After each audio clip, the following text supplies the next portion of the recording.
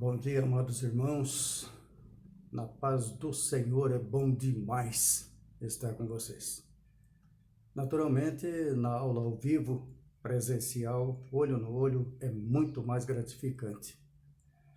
Mas por enquanto tem que ser assim, via internet, e graças a Deus que permitiu o homem fornecer a tecnologia, ainda que usemos de alguns arranjos de improviso para conseguir gravar aquilo que estamos em fase de aprendizado, mas procuramos fazer o melhor que estiver no nosso alcance.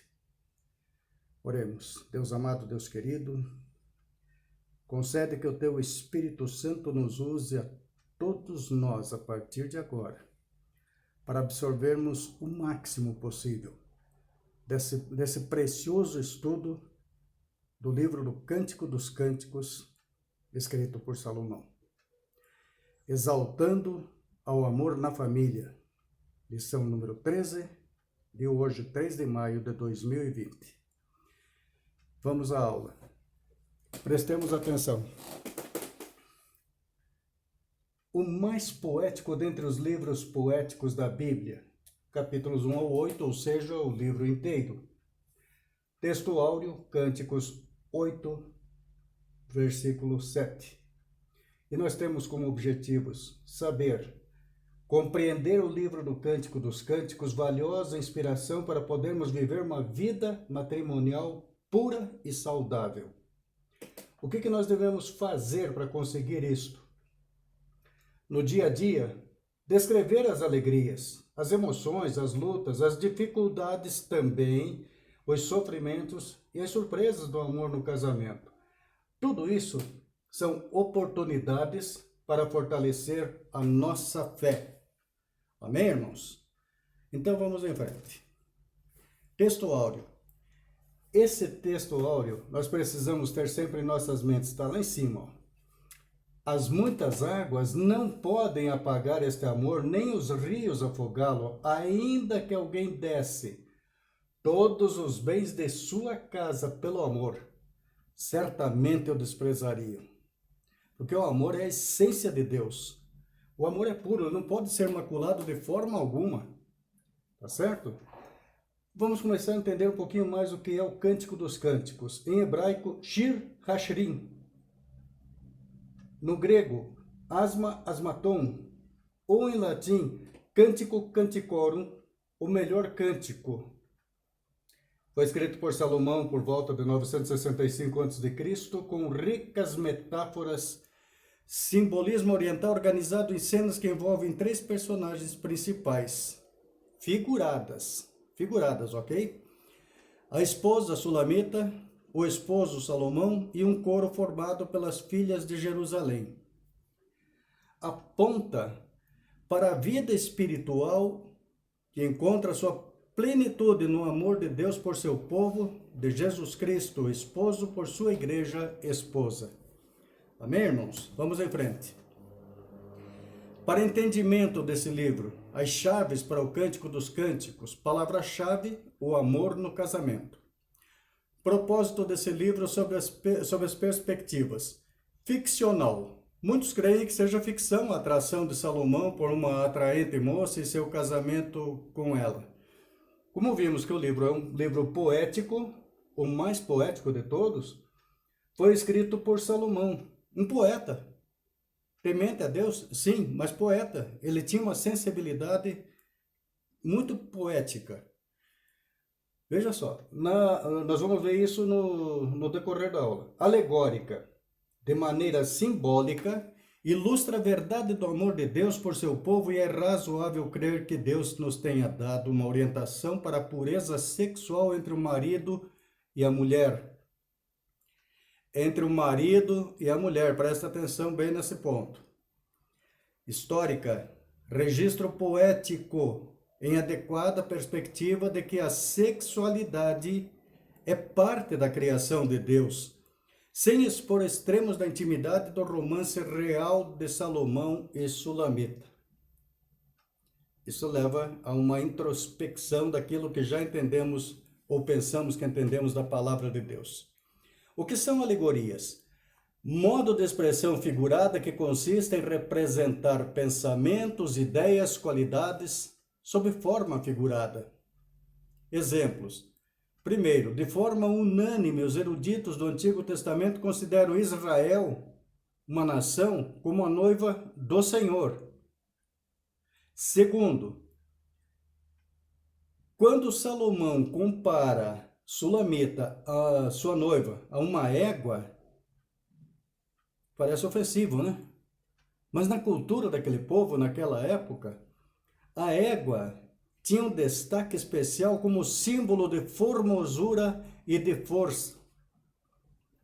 Tanto o homem quanto a mulher precisam ser formosos e terem força no dia a dia, serem fortes, serem umas fortalezas vivas para suportar todos aqueles detalhezinhos que nós vimos agora há pouco aqui, a respeito das dificuldades, sofrimentos e aprimoramentos que vamos conseguindo no dia a dia. Lá em Oséias, já tem algo que aponta para essa necessidade do amor no casamento. Veja lá, desposar-te-ei comigo para sempre, desposar-te-ei comigo em justiça e em juízo, em benignidade e em misericórdia. Desposar-te-ei comigo em fidelidade e conhecerás ao Senhor. Veja que maravilha, para conhecer o Senhor nosso Deus. Em Efésios, Paulo salienta de uma forma muito interessante. Efésios 5, do verso 23, e aí pega alguns versos salteados ali. Porque o marido é a cabeça da mulher, como também Cristo é a cabeça da igreja, sendo ele próprio o salvador do corpo. De sorte que assim como a igreja está sujeita a Cristo, assim também as mulheres sejam em tudo sujeitas aos seus maridos. Mas não para por aí. Olha o verso 25.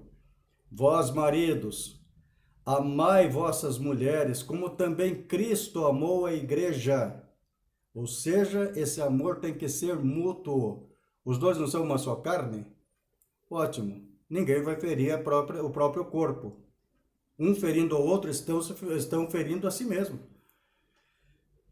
Vós, maridos, amai vossas mulheres, como também Cristo amou a igreja, e a si mesmo se entregou por ela para santificar, purificando-a com a lavagem da água pela palavra. Por isso, deixará o homem seu pai, sua mãe, se unirá à sua mulher, e serão os dois uma só carne. Grande é este mistério. Digo, porém, a respeito de Cristo e da igreja. Isso no nosso dia a dia, nós devemos ter sempre consciência, irmãos. E a família não nasceu por acaso, a família é um projeto de Deus, e todo projeto de Deus se cumpre. Qualquer falha nossa, estamos manchando a obra pura de Deus. Nós precisamos vigiar e orar constantemente. Errou, se arrepende, se prostra, procura não repetir o erro e vamos em frente. A origem, Gênesis 2, 18 a 24. Disse mais o Senhor Deus: não é bom que o homem esteja só. Far-lhe-ei uma auxiliadora que lhe seja idônea. Por isso, deixa o homem pai e mãe e se une à sua mulher, tornando-se os dois numa só carne. Isso não é invenção nossa, é a palavra de Deus. É algo eterno e imutável. Amém? Veja agora em Gênesis 2, 27 e 28. Criou Deus, pois, o homem à sua imagem. A imagem de Deus o criou, homem e mulher os criou. E Deus abençoou e lhes disse: sede fecundos, multiplicai-vos e enchei a terra. Em Gênesis 2, 21 e 22, ele detalha ainda mais. Criou, pois, Deus os grandes animais marinhos e todos os seres viventes que rastejam, os quais povoam as águas, segundo as suas espécies, e todas as aves, segundo as suas espécies. E viu Deus que isso era bom, e Deus os abençoou, dizendo: sede fecundos, multiplicai-vos, e enchei as águas dos mares, e na terra, e se multipliquem as aves. multiplicai-vos, multiplicai-vos e se multipliquem. Vocês viram falar agora há pouco a respeito da intimidade, da sexualidade? Qual é o caminho para a multiplicação do homem e da mulher? Tem que haver relacionamento carnal para que essa multiplicação aconteça. E na igreja, há pouco tempo, há não muito tempo, recomeçamos como viviam os primeiros convertidos. Lá em Atos 2, no verso 41, então os que lhe aceitavam a palavra foram batizados, havendo um acréscimo naquele dia de quase 3.000 pessoas. Multiplicação. Percebem que essa multiplicação só é possível quando há um compromisso entre as pessoas de convivência, de intimidade. Aqui não é sexual, mas em espírito. Em espírito, ele proporciona a multiplicação da igreja. Ainda em Atos 2, no 46 e 47, diariamente perseveravam unânimes no templo, partiam pão de casa em casa e tomavam as suas refeições com alegria e singeleza de coração, louvando a Deus, contando com a simpatia de todo o povo. Enquanto isso, acrescentava-lhes o Senhor dia a dia os que iam sendo salvos. Percebem que aqui está a multiplicação da igreja através da palavra, através do verbo, que precisa ser muito bem aplicado, mais com as nossas atitudes do que com as nossas palavras. Isso é vital para que tudo isso aqui se cumpra eternamente, até o fim dos tempos. É necessário compreendermos essas multiplicações no âmbito espiritual, como foi dito aqui, através do poder da palavra. Você vai atraindo as pessoas para Deus. Tem pessoas que falam, ganhei almas para Jesus. Na verdade, quem faz esse ganho é o Espírito Santo. Nós fazemos a parte que está ao nosso alcance de conversar sobre Deus, sobre a palavra de Deus, sobre o plano de salvação. Amém? Vamos em frente. Aqui já entrando no campo poético. Do cortejo ao casamento é necessário e imprescindível que ambos saibam ser românticos e recíprocos tanto quanto lhes seja possível, para fortalecimento de ambos no mesmo amor.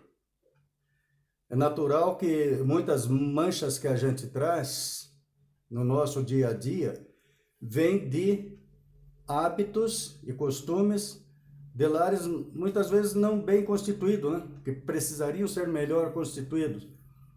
Mas quando se busca a palavra de Deus, você vai sendo purificado por ela, passo a passo, dia a dia, incansavelmente.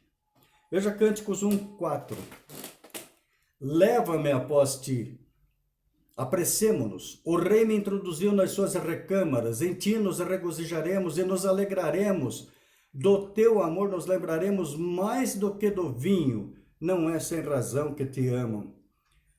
Essa comunhão, essa participação mútua dos dois no dia a dia, permite o crescimento e fortalecimento dos dois, tanto no amor quanto na fé e na multiplicação.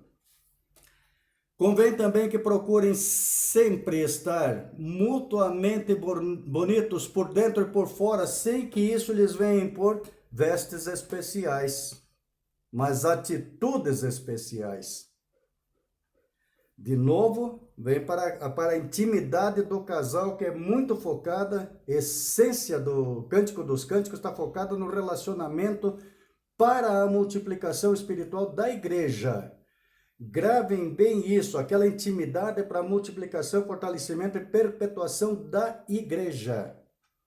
Certo? Vamos adiante. E se nós fôssemos assim hoje? Pensemos um pouco. A esposa falar para o marido, dize, meu amado de minha alma, onde apacentas o teu rebanho, onde fazes repousar pelo meio-dia, para que eu não ande vagando junto ao rebanho dos teus companheiros? Está lá em Cântico 1.7. E Salomão teria respondido desta forma: se tu não sabes, ó mais formosa entre as mulheres, sai-te pelas pisadas dos rebanhos e apacenta os teus cabritos junto às tendas dos pastores. As éguas dos carros de Faraó te comparo, ó querida minha. Formosas são as tuas faces entre os teus enfeites, o teu pescoço com os colares. Cânticos 1, 8 a 10. Notaram aqui a comparação dela com uma égua dos carros de Faraó, que era aquele símbolo de formosura e beleza, postura, uma postura ereta. Tem outras comparações que mexem mais com a intimidade, com as partes mais íntimas do corpo da esposa, da mulher. Não precisamos tocar nisso aqui agora. Não vem ao caso. Vocês depois em casa podem ler o livro inteirinho. São só 8 capítulos, dá para ler em poucas horas. A poesia para uma vida em amor conjugal. Cânticos 4, verso 8. Como és formosa, querida minha, como és formosa. Os teus olhos são como os das pombas e brilham através do teu véu. Os teus cabelos são como o rebanho de cabras que descem onteantes do monte de Gileade. Estranho, né? O olho de pomba na mulher. Mas acontece que os olhos de uma pomba eram um sinal de profundidade e de paz. É muito melhor ter um olharzinho assim do que aquele olhar cheio de ódio, cheio de revolta, de mágoa, de ressentimento.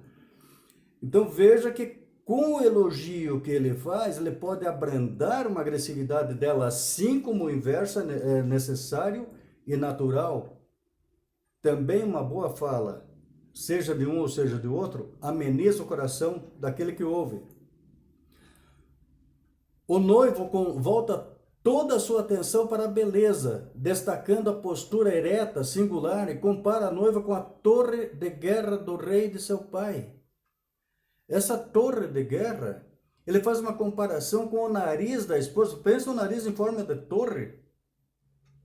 Mas acontece que essa torre de guerra era algo muito especial, era algo muito bonito de ser visto na época. Então ele fazia as comparações das belezas que encantavam a todas as pessoas. E ele se encantou com isso. Percebem? Você reconhecer qualidades no outro. Tem erros? Tudo bem, mas você não tem? Eu não tenho? Não é porque eu estou aqui na frente da câmera aqui gravando esse vídeo que eu sou perfeito, não sou. Eu sou um aprendiz tão errado quanto os outros, talvez erre até mais. Agora veja em Cânticos 4.16.